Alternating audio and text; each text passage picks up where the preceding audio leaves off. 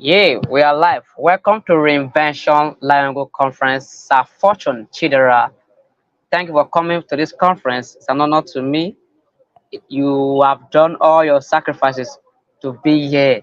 You have other things to do, but yet you gave me your time just to impart life, to share your wisdom with others so that it could be transferred to them. Because that's the purpose of this conference, to transfer the knowledge, the financial literacy, everything that will make others who I see as underdogs to rise from nothing to something. So thank you, yes, for joining Sir Fortune Chidera. Welcome to Reinvention Liongo Conference. Are we live? Yes, we are live. We are live now on YouTube. So you are one of the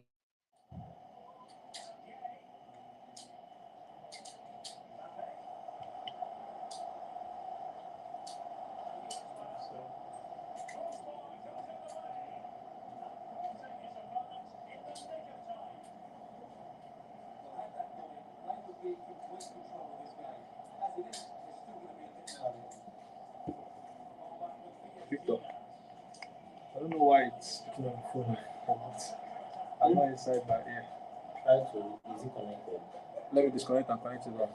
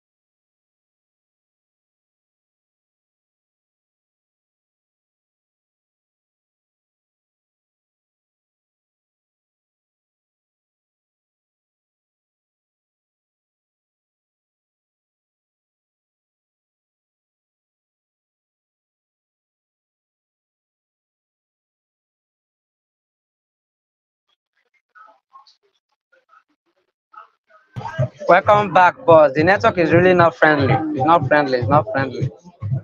But we are going. All right, I think I'm good The now. network is just the only thing affecting us. Yeah, can you hear me clearly? Your voice is audible and clear. Okay, nice. Good evening. I'm just going to be very brief. Let me see how I can say all this within 20 minutes so we can move on to the next person. All right. Thank you.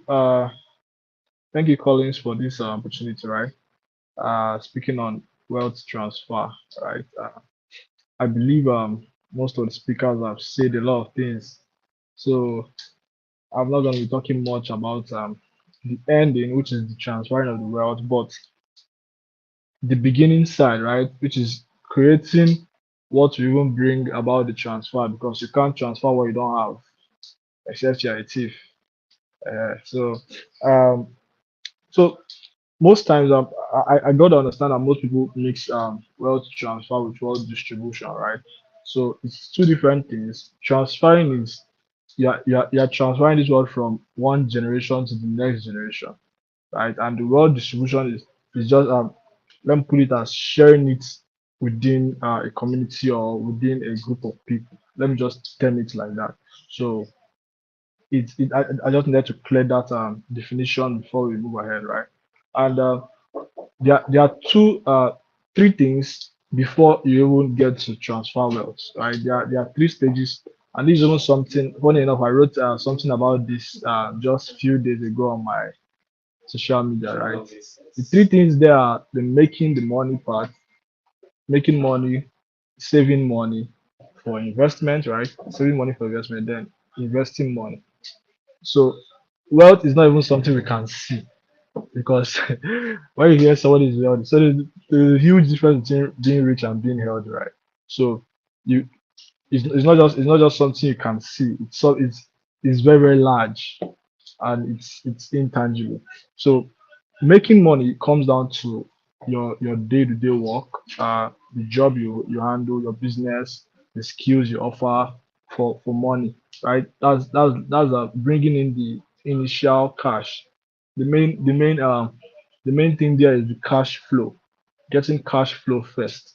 So when you get cash flow, you can then go into when you started getting consistent cash flow. Let me be very specific because um it's not everyone that's just having cash flow that should even be investing, right? I think I see that mistake a whole lot of that a whole lot of times. So you need to start getting consistent cash flow. Then you move to the second aspect, which is actually saving the money for investment. Fine and good. I understand that some people save money for rainy days. It's good, but you should also have a portion you are saving for investment purposes because uh, if if your basically your money should be able to work for you on the long run because the cash flow business can yeah you can it can still be transferred fine and good, but what if something happens? There should be money that should be able to work for you and giving you dividends or return on investment or whatever you want to call it, right? uh so you save money, so it's not saving to go and live a flashy life or saving to spend. Now this one I mean saving for investment. Then after you save, when the money has gone to substantial to a level, you can now start investing. I'm specifically not gonna uh give investment vehicles you can use. There are a lot of investment vehicles you can use, and I'm not going to mention anyone. But investment itself, it's a whole new course. It's a whole new course. It's a whole course on its own that one needs to study in depth. Because whatever you're investing in, you should understand what you're investing in first before you invest in it, right? Whether it is whichever investment vehicle it is, you need to learn how to you need to learn about the vehicle in which you are investing in before you go into that. So now it is after this your investment has compounded and compounded over the years that you now begin to receive what I like to call dividends or return on investments, and that is what I feel and what I know to be the path to being wealthy. Because fine and good, your cash flow business can make you rich. It can make you rich for the meantime, but if this system I just listed out is not being followed, on the long run, you see that even the business you're passing to the next generation is just it's just there. There's nothing solid that can be held, right? That's what I mean by passing the next generation is not the transfer. So let me just recap before I sign out because you told me you have a speaker, uh, which is by 6, and I'm very sorry I came late though. So recapping again is making the money, saving the money, investing the money. Then when it is ripe, it is now due for the transfer. And let's not forget, I said you can't just transfer what you don't have, right? And making the money part, I said this is the money you make from the skills you have, your businesses, your cash flow business, and your jobs, right? So I'm not playing down on jobs. Your jobs to use cash flow, right? Then you save money to invest. You invest, save money to invest. Then you invest your saved uh, money, and that's how you start to get return on investments on what I would like to call dividends. So I think following these three steps, I know it's very very simple and straightforward, but I think when someone dives deeper into this, you should get whatever wealth you're looking for to transfer. Yeah. So I think I'll just take questions now before I leave. Okay, now one question I want to ask is: do you believe in wealth transfer? Do you believe in that? Talking of using your story to answer this question, who were you 5 years ago, 10 years ago? How could you go back to the past and just going back to the past and seeing now the present? Was it Okay, so like somebody? Have you ever seen yourself in this place you are now? Do you even assume or imagine to be here now? okay, I think one thing I didn't note because I believe most people when I talked about it. Wealth is not just about the cash, right? Wealth is also in the mind, in the mindset, in the trainings and all that. So have I experienced wealth transfer? I'll say in a bit, and that happened in the mindset part, right? In the trainings part. I've learned from so many wealthy people.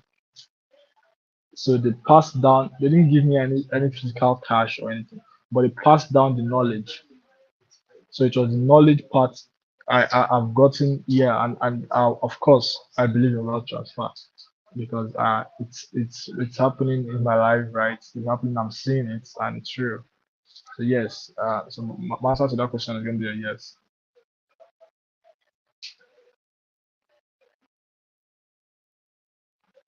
I think you are mute. I think you are mute. Please check. That's true.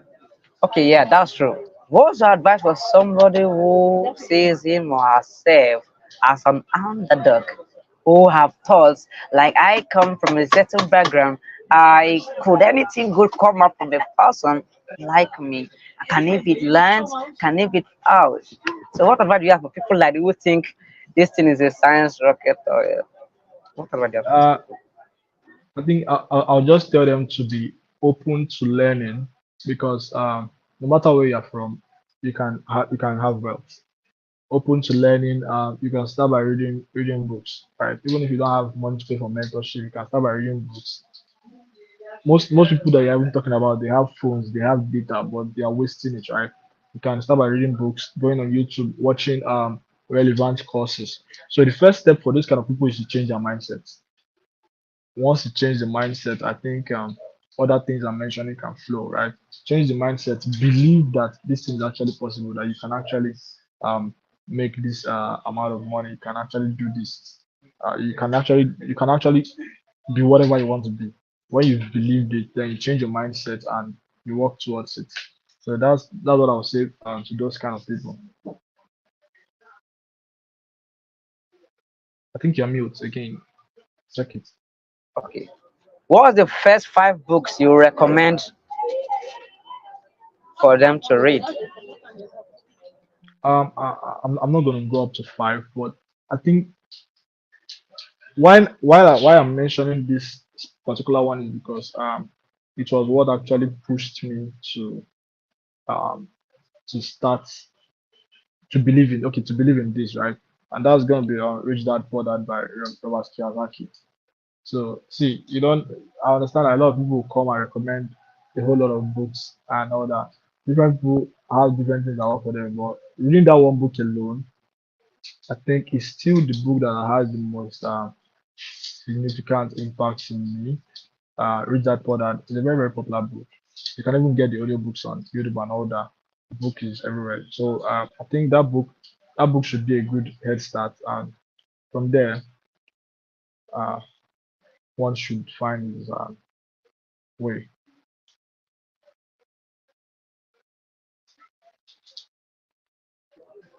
Yes, my last question. At what point in time did your life change? When I talk about change, I talk about transition. At what point did you make that quantum leap? Did you transcend from where you are to where you want to be? So at what point in time you could that you will never forget that this is the point I had this reinvention in my life and my life was changed. I had quantum leap, I had speed. At what point was that time you have Okay, that traction to building wealth? I think I think I will credit that to when I was working without being paid, right? Back then I was working without being paid. I was just giving allowances for data, right? So I knew that I didn't have cash, but I have data. So I had to maximize um what I had. That's why my business is like 80% online right now because right from time I've always had data here. So I had to maximize my data. So that point in my life of working without being paid, although I was being given data allowance, really helped me to understand that you can even live, you can live. Yeah, I was being fed fine and good and being given data. So I was maximizing my data. I didn't just waste it on what people are wasting their data on right now. I was using to learn for the future ahead. I think that was a period of like a year plus, a year and like 2 months, and that was like the changing turning point. And from there, when I left there, I used what I had learned during my during my time there and took it up from there. But that's like the point, like that's like the point of change. Okay, now I hope- I'm asking the question because of somebody. Somebody might be saying you were using your data, you were not getting paid, but you were being fed. Now that's time or those time you were using your data. What were you using it to learn? What were you using to do that made you maximize those skills you've learned to build wealth for yourself? Okay, I was going to learn about how to make money, basically, right? So remember the 3 steps I gave you. The 3 steps, it's a very simple 3 steps. I was just going to learn how to make money because that was the basic thing I wanted to know, how to make money, and I needed to learn how to make it online. Why do I want to learn how to make it online? Because I just believe it was possible that you can do this thing even without. Where I was working back then was a physical shop, right? But I just believe you could even do it without owning physical stores and all that. Lo and behold, I think what eventually happened was I started joining some of these top internet marketers email lists. Then from there I got direction on the path I wanted to use, right? Then I think that was just like the transition. So I was going to learn basically how to make money. Wow, wow. Thank you so much for your premium knowledge shared here. And thank you so much for the value you've shared, your time, even if it was not convenience. In your inconvenience, I was inconveniencing, like we're trying to make everything work. Yet you showed up for Yeah, reinvention conference. Thank you. It's an honor. Your boy is loyal. So before you leave this stage, what was your last word for me of anybody that is watching this video now? Um, okay. Yeah, this word is both for you and whoever is watching it. There's something I like about you. You just keep moving ahead, whether it's considerate, whether it's favorable to you or not. The consistency, the dodgersness, and you just believe it's always possible. And please just keep it up and keep winning. Yeah. Thank you so much, boss. Your boy is loyal and honored. Thank you. Like I'm flabbergasted. I'm flabbergasted now. Nice. Extremely overwhelmed. I'm overwhelmed. Filled with joy. Thank you. We don't have much time because my speaker now I think is ready. So let me just Yeah. go there and bring my speaker on stage. Thank you so much, sir. God bless you. This has come to an end. Thank you for All right. coming, and we will do more together in the future. Bye. All right. Take care.